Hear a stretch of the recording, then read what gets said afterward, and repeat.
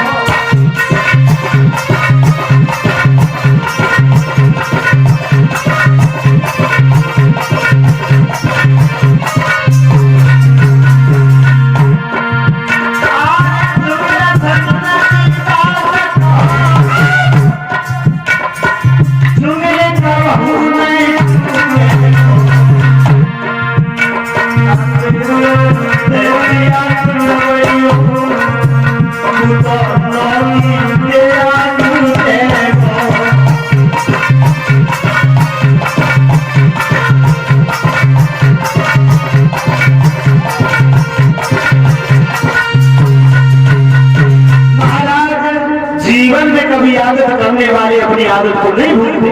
याद रखना, दुर्योधन पर इतना दंड पड़ चुका है, समझ आया है, लेकिन एक भी बात को नहीं मानता क्योंकि आदत से मजबूर है।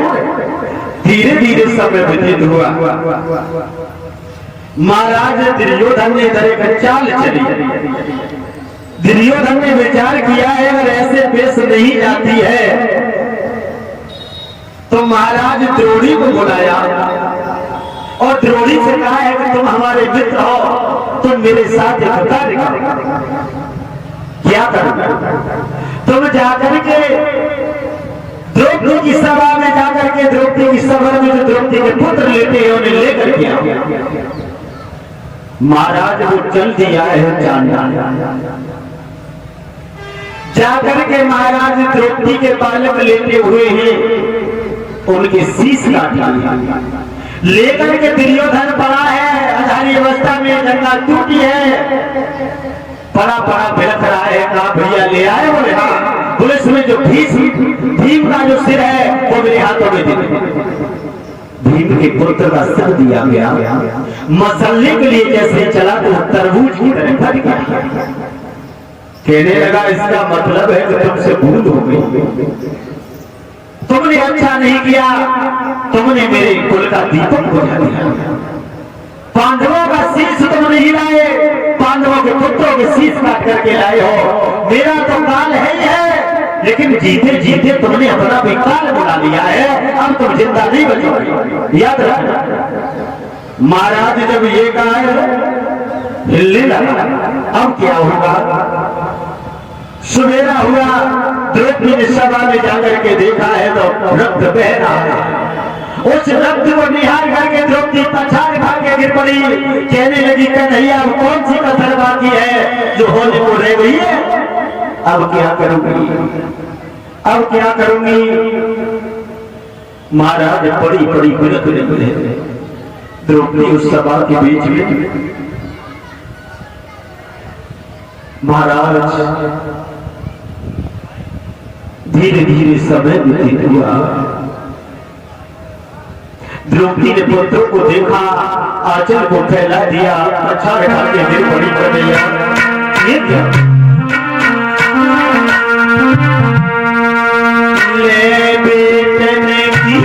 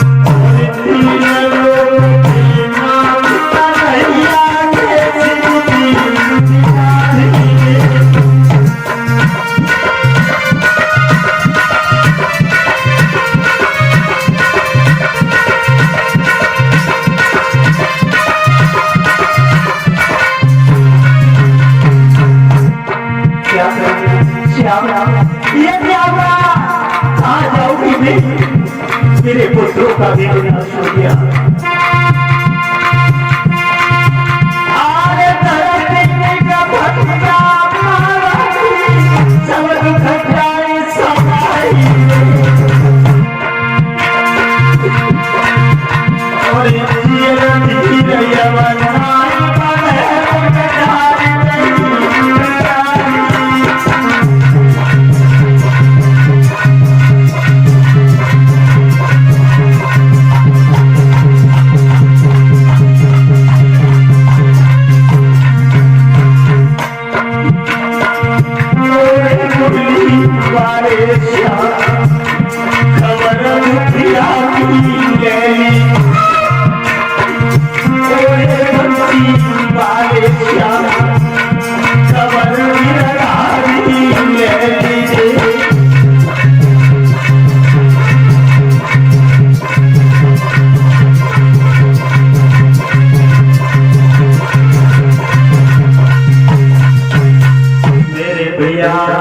आज उस सभा के बीच में बड़ी बड़ी द्रौपदी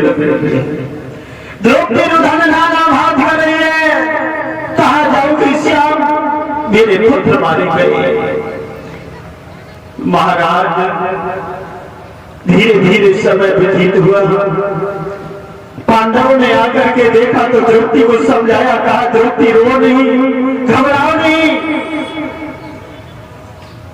सब जाते हुए बोले द्रौपदी क्या करूं? ये भक्त मुझसे देखा नहीं जाता है, इसको निहार करके मुझसे रुका नहीं जाता है, लेकिन क्या करूं? द्रौपदी कहती है बंधु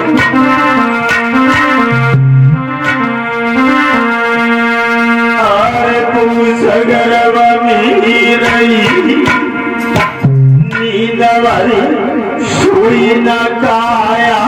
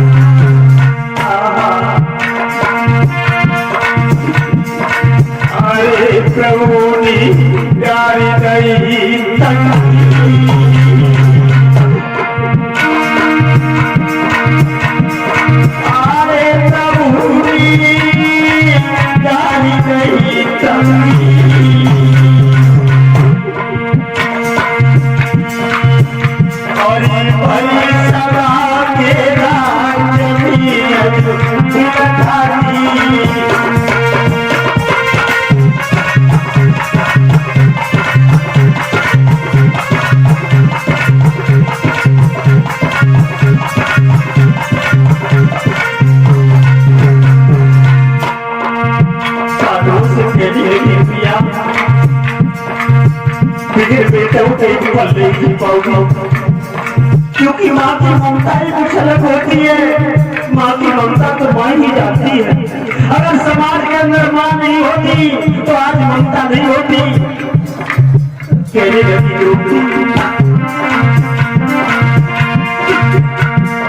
अरे लला मैंने जी नहीं पाऊंगी,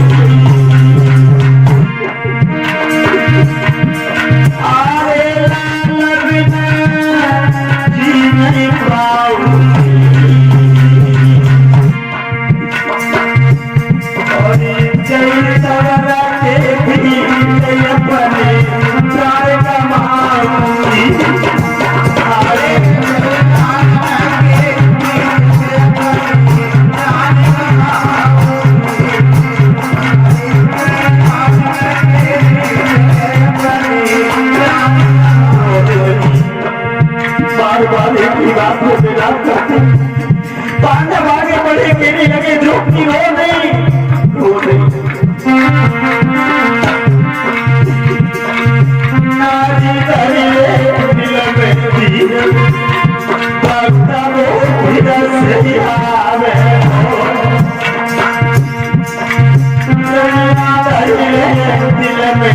धीरे पत्ता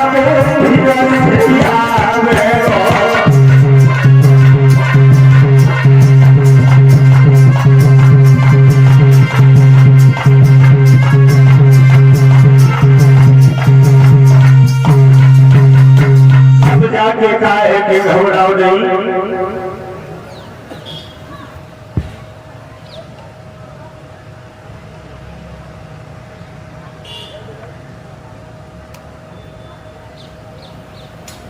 बोलिए गोविंद भगवान की। महाराज धीरे धीरे समय व्यतीत हुआ, समय व्यतीत हुआ, द्रौपदी पड़ी बिलख रही है। इधर द्रौपदी को लाकर के सभा में खड़ा कर दिया है। अर्जुन ने कहा है कि हम तुम्हें जिंदा नहीं छोड़ेंगे। द्रौपदी कहने लगी मारो नहीं, मारो नहीं, ये ब्राह्मण है, ब्राह्मण जाति पर हाथ उठाना ये बहुत बड़ा पाप होता है, इनका अपमान करो। वो बड़ी को निकाल करके बाहर के अपना दंडित करके बहनों से बाहर कर दिया गया। चली गई द्रौपदी, रोती नहीं। धीरे धीरे समय व्यतीत हुआ। महाराज लेकिन आदत करने वाले कभी अपनी आदत से मजबूर होते हैं, महाराज सुधरते नहीं है। जीवन में याद रखना, धीरे धीरे समय व्यतीत हुआ। महाराज धीरे धीरे समय व्यतीत होता रहा।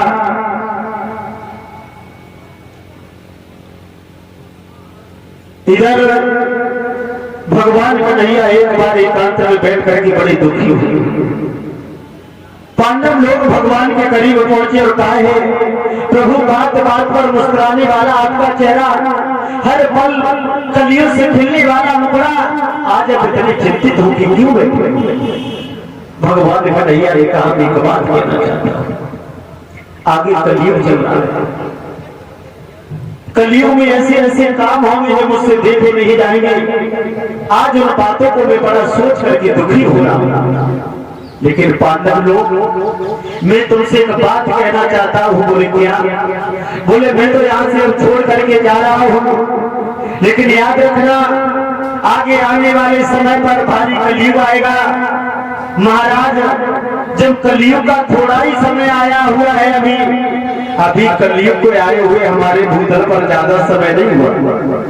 5087 वर्ष हुए केवल इस भूतल पर कलियुग आई हुई।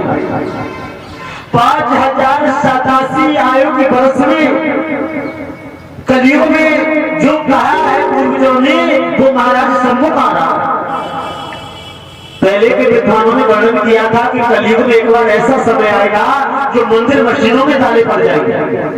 और देखो आने वाले आगे पीछे जो काल निकल गया है उसमें हर मंदिर मस्जिद में चैत्र के महीना में नवरात्रियों के समय ताले पड़ गए थे महाराज, क्योंकि कलिकाल का बहुत बड़ा प्रभाव है। और कलियुग की तो उम्र बहुत बड़ी है, कलियुग की उम्र छोटी नहीं है। कलियुग की उम्र 4,32,000 वर्ष की है। और इतनी छोटी सी उम्र में कलियुग में महाराज आपने देखा है कि जो भी कह गए हैं वो सामने आ रहा है। भगवान कन्हैया पांडवों को समझाते हैं कि पांडव ये पल मुझसे सहन नहीं होगा, इसे मैं देख नहीं सकता, इसलिए मैं आज दुखी हो रहा हूं और मैं तो जा रहा हूं। लेकिन जाते जाते जब तुम भी हिमालय के लिए जाओ तो अपनी सगी द्रौपदी और गोपियों को साथ लिए जाना महाराज, क्योंकि आगे ऐसा समय आएगा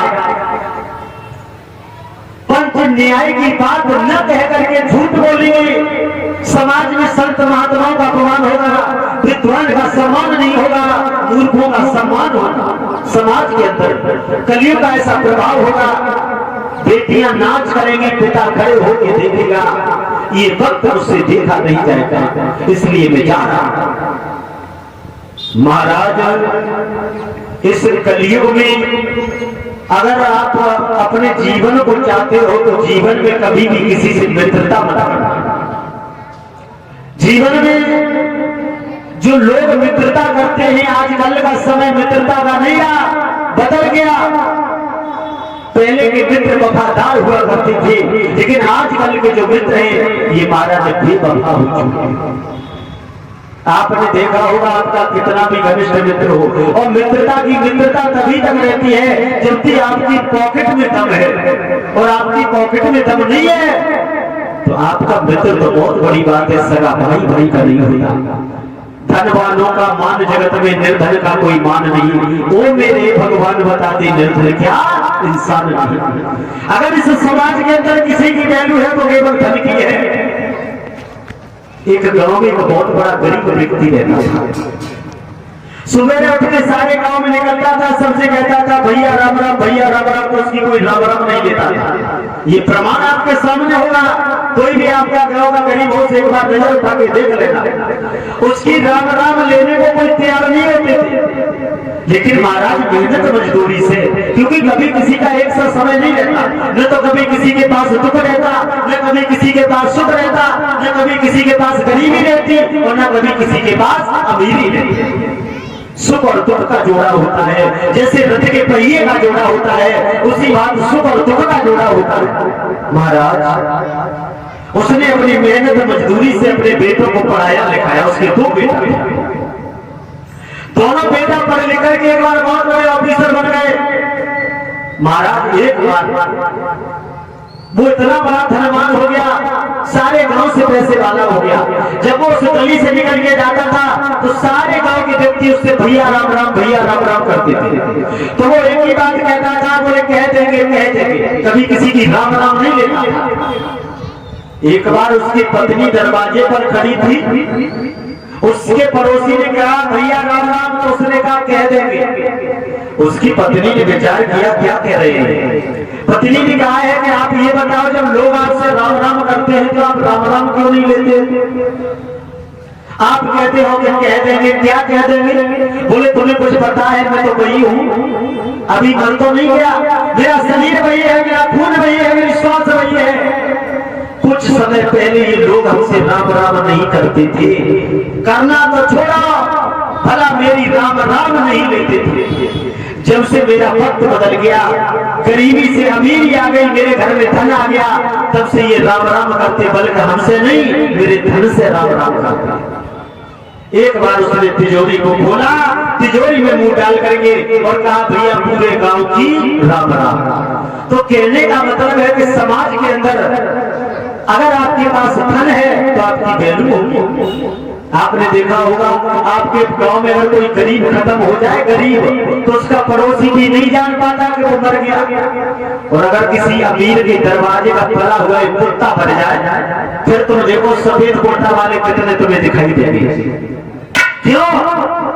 कुत्ते के लिए वहां नहीं जाते, एक उसके पास पैसा है, धन है, उसकी वहां गिनती कराने के लिए जाते हैं। गरीब के दरवाजे पर कोई इतना नहीं होगा जो एक मिनट बैठ करके उसकी दुख की बात सुने, और धन वाले के कुत्ते के शोक बनाने के लिए जाते। कहीं कहीं प्रमाण उठा के देख लेना, परमात्मा जो भी करता है अच्छा करता है। परमात्मा की अदालत में जो फैसला होता है अच्छा होता है। परमात्मा ने दो जगह ऐसी चुनी है जिसमें हर व्यक्ति को एक समान कर दिया, चाहे निर्धन हो या धनवान हो, ब्राह्मण हो, बेहतर हो, कोई भी जात हो, कोई जात पाती नहीं। किसी भी मंदिर मस्जिद पे आपने ये लिखा नहीं देखा होगा कि फलानी ही जात का आकर के पूजा करें, क्योंकि वो भगवान का दरबार है, सब एक समान है। वो परम पिता परमात्मा, वो विश्व का पिता है, मेरा क्या। और एक शमशान में जिस समय अर्थी जाती है, 4 कन्या धनवान के ही तो 4 कन्या निर्धन के, 4 कन्या ब्राह्मण के ही तो 4 कन्या मेहतर के ही। लकड़ी उसके लिए है तो लकड़ी उसके लिए भी है। शमशान में एक बात डालकर संस्कार होता है, सबको एक समान करने वाला, उसी को शमशान कहते हैं। 2 जगह ही परमात्मा ने ऐसी गुप्त की है जिसको एक समान दर्जा दिया जाता है। अगर महाराज परमात्मा की कोर्ट कचहरी में रिश्वत और नेता नगरी चलने लगती तो शायद है कि समाज के अंदर धनवानों का ही ठिकाना होता और निर्धन का कहीं स्थान नहीं होता। याद रखना महाराज, समाज में अगर वैल्यू है तो केवल धन की है, निर्धन का कोई सम्मान नहीं है। बड़े बड़े हमारे गरीब भाई पढ़े हैं, सुबह से शाम हो जाती, गरीबी न उठने देती, न बैठने देती, न चलने देती, न फिरने देती, न समाज में जीने देती है। गरीबी सबसे बुरी होती है। धन है, हजारों लोग तुम्हें सलाम करते हैं। आजकल के मित्रों का हाल वही है। अगर तुम्हारी पॉकेट में दम है, आप घर से लेकर को तकाना, हजारों रास्ता में तुम्हें मित्र मिल जाएंगे। मित्रों से सावधान बने रहे तो जीवन में तुम्हारा दुश्मन कभी भी कुछ बिगाड़ नहीं पाएगा। और मित्रों के चक्कर में फंसे रहे ऐसी जगह पर मारे जाओगे जहाँ कोई देखने वाला नहीं होगा। क्योंकि लिखा है